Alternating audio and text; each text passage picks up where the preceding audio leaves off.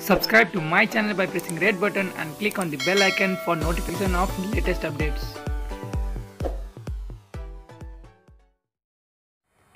Nepal communist पार्टीको सचिवालय बैठकमा कार्यकारी अध्यक्ष पुष्पकमल दाहाल प्रचण्डले प्रधानमन्त्री र अध्यक्ष दुवै पदबाट केपी शर्मा ओलीले राजीनामा दिनुपर्ने प्रस्ताव राखेपछि बैठकमा चर्काचर्की भएको छ। बुधबार बालुवाटारमा बसेको बैठकमा सहभागी एक सचिवालय सदस्यका अनुसार बैठक सुरु भए लगत्तै प्रचण्डले करिब 45 मिनट बोलेका थिए। सरकार र पार्टी दुवै कमजोर बन्दै गएको आरोप लगाउँदै ओलीले मार्ग प्रशस्त गर्नुपर्ने आग्रह गरेका थिए। प्रचण्डको आग्रहपछि जवाफ दिँदै प्रधानमन्त्री ओलीले आफू मार्ग प्रशस्त गर्न तयार रहेको भन्दै एउटा सरप्राइज प्रस्ताव राखेका थिए। ओलीको भनाइ उद्धृत गर्दै ती सचिवालय सदस्यले भने, ठीक छ, म दुवै पद छाड्न तयार छु, तर त्यसका लागि मेरो एउटा शर्त छ। संविधान संशोधन गरेर वामदेव गौतमलाई प्रधानमन्त्री बनाऊ, माधव नेपाललाई अध्यक्ष बनाऊ। ओलीले यस्तो प्रस्ताव गरेपछि बैठकमा केही बेर सन्नाटा छाएको थियो। त्यसपछि गृहमन्त्री समेत रहेका रामबहादुर थापा बादलले दुवै अध्यक्षको प्रस्ताव यो समयमा ठिक नभएको भन्दै मिलेर सङ्कटको सामना गर्नुपर्ने बेला आपसमै कलह मचाएर सरकार र पार्टी दुवैलाई बदनाम गर्न नहुने बताएका थिए। उनले सरकारलाई कमजोर पार्न र पार्टीलाई फुटाउने नियोजित खेलमा विभिन्न तत्त्वहरू सक्रिय भएको हुँदा यसमा सचेत रहन, संयम एवं सुझबुझ देखाउन र पार्टीलाई एकताबद्ध भएर अगाडि बढाउन दुवै अध्यक्षलाई आग्रह गरेका थिए। नेकपाका प्रवक्ता नारायण काजी श्रेष्ठका अनुसार अब नेकपाको 20 गते सचिवालय बैठक बस्नेछ। उनका अनुसार 20 गतेको सचिवालय बैठकले स्थायी कमिटीको बैठकको टुङ्गो लगाउनेछ। पछिल्लो समय सत्तारूढ नेकपाभित्रको आन्तरिक विवाद जटिल मोड लिएको छ। खास गरी वामदेव अध्यादेश जारी तथा फिर्ता प्रकरणपछि पार्टीभित्र विवाद र गुटबन्दी चर्केको हो। सङ्कटमा सघाउनु पर्ने बेला सरकारलाई अप्ठ्यारो पार्ने र यसको पार्टीलाई समेत कमजोर पार्ने मत पार्टीभित्र बलियो बन्दै गएको छ। ओलीको विकल्प खोज्न प्रचण्ड, माधव नेपाल, झलनाथ खनाल र वामदेव गौतम समूह एकै ठाउँमा उभिएपछि यो समीकरणलाई जसरी नै भत्काउने प्रयासमा बालुवाटार जुटेको छ।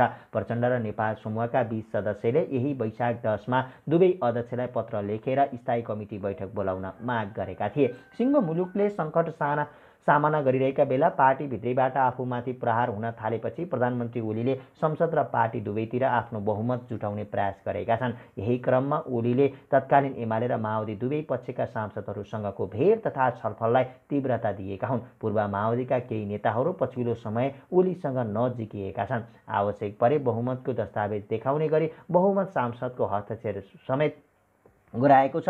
अहिले नेकपासँग 173 सांसद रहेका छन्। ओलीले सचिवालय बैठकमा आफ्नो पक्षमा बहुमत रहेको दावी गरेका थिए। स्रोतका अनुसार सचिवालय बैठकमा ओलीले सङ्कटका बेला सत्ताको खेलमा लाग्दा बाहिर नराम्रो सन्देश गएको उल्लेख गर्दै सहयोगका लागि आग्रह गरेका थिए। अध्यक्ष र प्रधानमन्त्री कुनै पनि पद छोड्न आफू तयार नरहेको सङ्केत पनि ओलीले दिएका थिए। ओलीले मिलेर अघि बढ्ने प्रस्तावसहित प्रचण्ड र माधव नेपाल दुवै समूहलाई फकाउने प्रयास गरेका थिए। त्यसका लागि उनले नेपाल र प्रचण्डसँग भेटेर पटक छलफल पनि गरेका थिए, तर त्यो पहल सफल नभएपछि सांसदको हस्तक्षेप जुटाउन बहुमत देखाउने तयारीमा ओली लागेका छन्। बालुवाटार निकट स्रोतले भन्यो, बाहिर हल्ला गरिए जस्तो अल्पमतको अवस्था होइन। पार्टी र संसद दुवैतिर स्पष्ट बहुमत छ। त्यो आवश्यक परे दस्तावेजसहित पेश हुन सक्छ। बहुमत जुटाउने खेलतर्फ प्रचण्ड र नेपाल समूहबाट सांसदहरूको हस्तक्षेप अभियान चलाइए पनि बालुवाटारले पनि सांसदहरूलाई बोलाउँदै फकाउँदै हस्तक्षेप गर्न थालेको बुझिएको छ।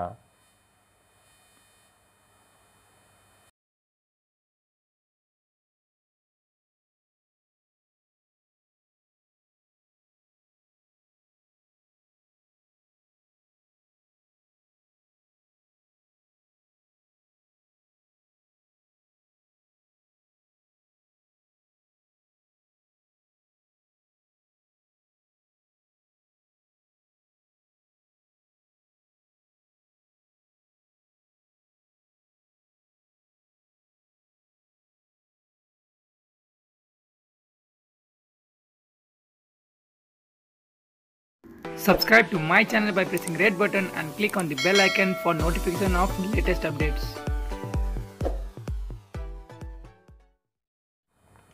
प्रधानमन्त्री केपी शर्मा ओलीले अहिले प्रधानमन्त्री पद नछाड्ने जवाफ दिएका छन्।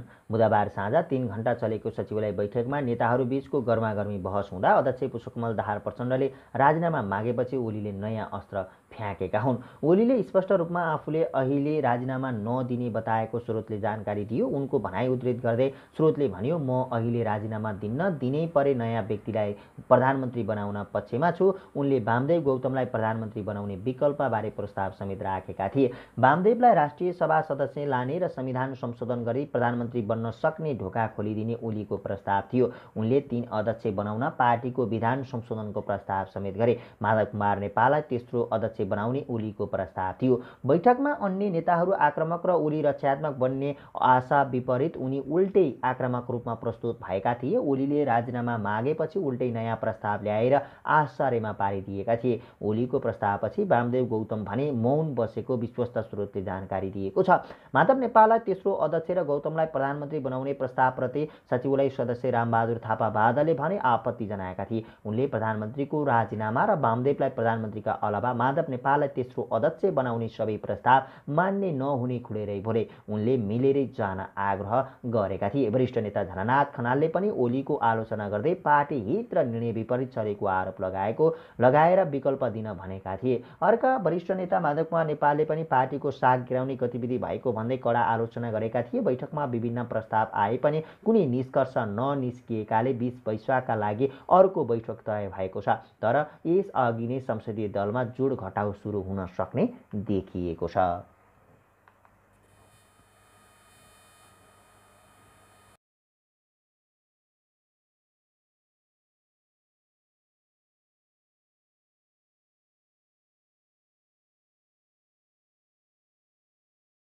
Subscribe to my channel by pressing red button and click on the bell icon for notification of latest updates. गत संसदीय निर्वाचनमा जनमतबाट पराजित वामदेव गौतम संसद छिर्ने विषय नेपाली राजनीतिमा सबैभन्दा धेरै पटक दोहोरिएको नाटक हो। तर नाटकमा नयाँ श्रृङ्खला आउने क्रम रोकिएको छैन। नेकपा उपाध्यक्ष वामदेव गौतमलाई प्रतिनिधि सभाको कुनै निर्वाचन क्षेत्रबाट चुनाव लडाउने वा राष्ट्रिय सभामा सदस्य पनि प्रधानमन्त्री बन्ने गरी संशोधन गरी प्रधानमन्त्री बनाउने ओलीको प्रस्ताव छ। तर गौतम संसद सदस्य बन्ने विषयका नयाँ आयाम पटक पटक दुर्घटनामा पर्दै आएका छन्।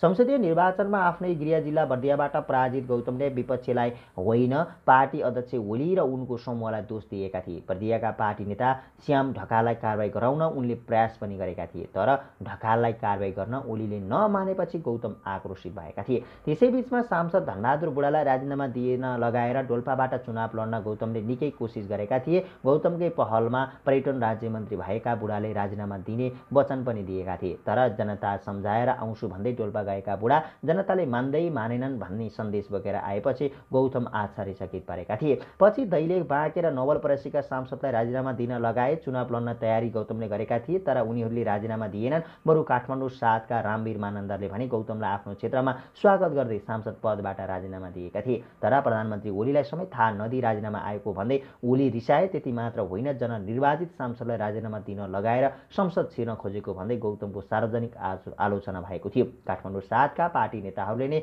उपनिर्वाचन भए जिताउन गाह्रो हुने सन्देश दिएपछि गौतम पछि हटेका थिए। तर गौतमलाई ल्याएको त्यही गुण बापत रामवीर अहिले शहरी विकास राज्यमन्त्री छन्।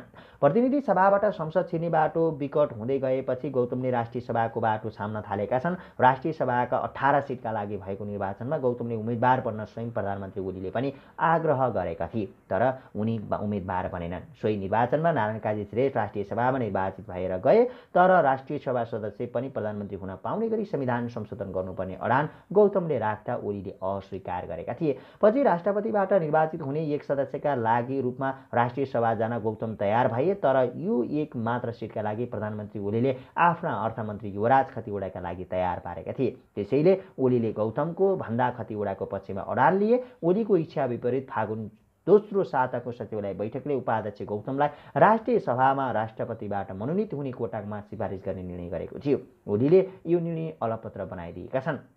अहिले प्रधानमन्त्री आफूले गौतमलाई फेरि सांसद बनाउने प्रस्ताव बिउताएर ल्याएका छन्। गौतम राष्ट्रिय सभामा पुगिहाले पनि त्यहाँबाट प्रधानमन्त्री हुन सजिलो छैन, किनकि संविधान संशोधन गर्न नेकपासँग 2 तिहाई छैन। तैपनि नयाँ प्रस्तावले गौतमलाई फेरि तरङ्गित बनाएको छ। उनले यस्तो निर्णय सकेसम्म छिटो होस् भन्ने चाहना पनि व्यक्त गरेका छन्। बुधबार सचिवालय बैठकमा उनको भनाइ थियो, प्रधानमन्त्रीज्यूले अगाडि सारेको प्रस्ताव ठिकै छ, यसलाई सकारात्मक रूपमै लिउँ, तर पार्टी बैठकमै प्रवेश गराएर निर्णय गरौँ। आजै गरे पनि गरौँ, सचिवालयमै निर्णय भए भने स्थायी समितिमा लानै पर्छ, जानै पर्छ भन्ने पनि छैन। जे होस्, गौतमका लागि संसद यस्तो यात्रा भएको छ जहाँबाट गन्तव्य नजिक देखिन्छ तर मोडै मोड्ने यात्रा बरालिएको छ। गौतमले आफूलाई संसदको यस्तो यात्रीका रूपमा उभाएका छन् जसले हार खान सक्छ तर हरेस खान भने तयार छैन।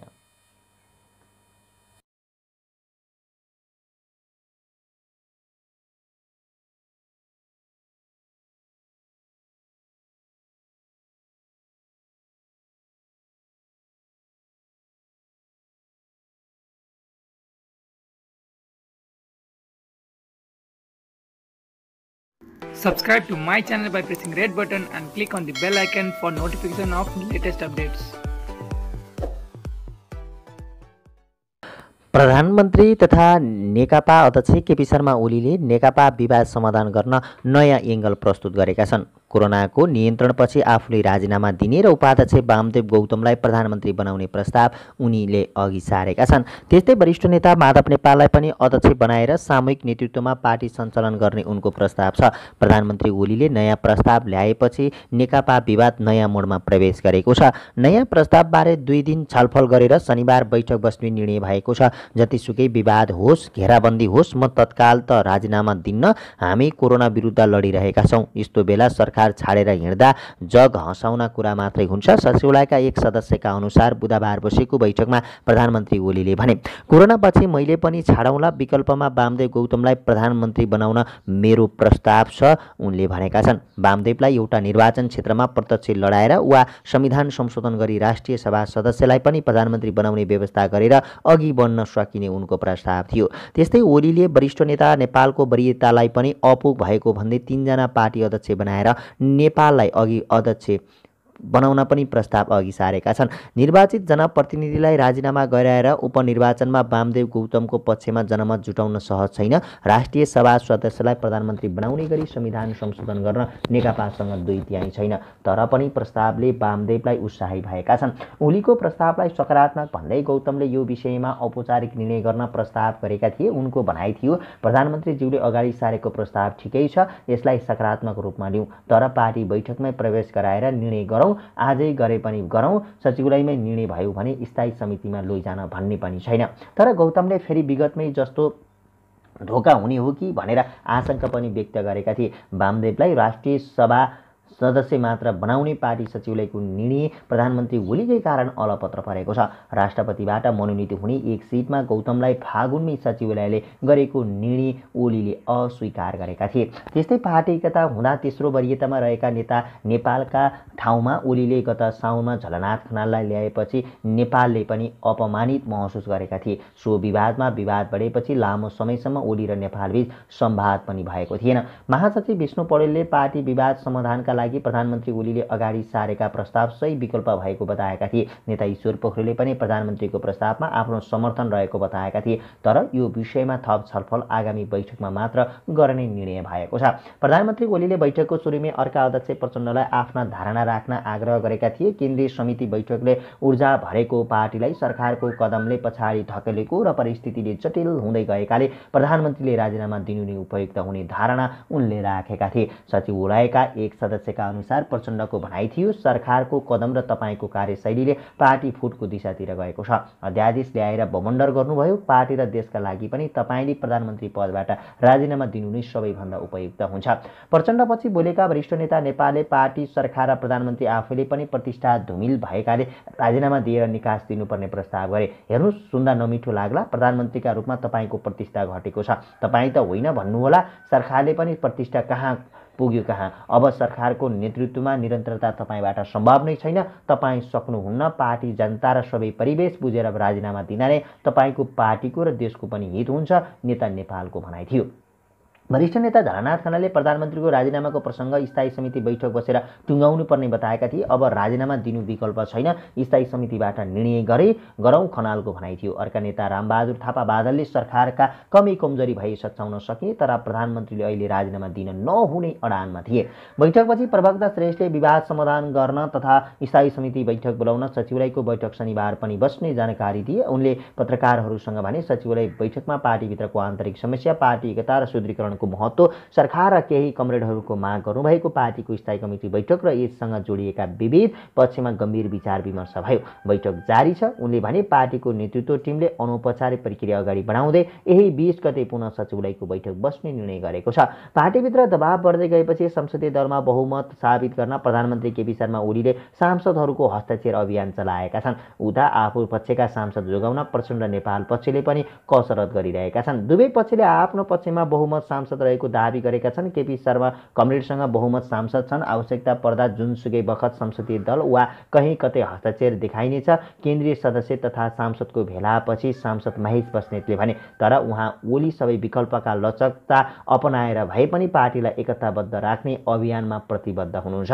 बस्नेतले भेलामा सहभागी सांसदहरूले राजनीतिक स्थिरताका लागि प्रधानमन्त्री छाड्नु हुँदैन भन्ने सुझाव ओलीलाई दिएको पनि जानकारी दिए। उहाँले महाधिवेशन जतिसक्दो छिटो हुन्छ त्यति चाँडो अध्यक्ष पनि छाडिदिन्छु, 2-3 महिनाभित्रै हुन्छ भने पनि म तयार छु भन्ने लचकता अपनाइसक्नु भएको छ।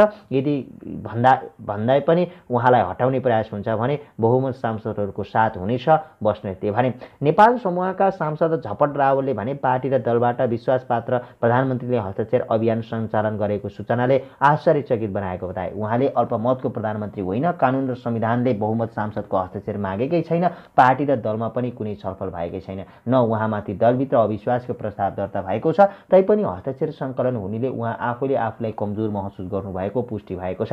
रावलले भने यद्यपि प्रचण्ड नेपाल समूहलाई 100 भन्दा बढी सांसदको समर्थन रहेको दाबी उनले गरे। प्रधानमन्त्री ओली पक्षधरले उद्योग वाणिज्य मन्त्री लेखराज भट्टको समर्थनपछि सुदूरपश्चिम प्रदेशका 19 मध्ये 16 सांसदको समर्थन गरिसकेको दाबी गरे पनि प्रचण्ड नेपाल समूहले खण्डन गरेको छ।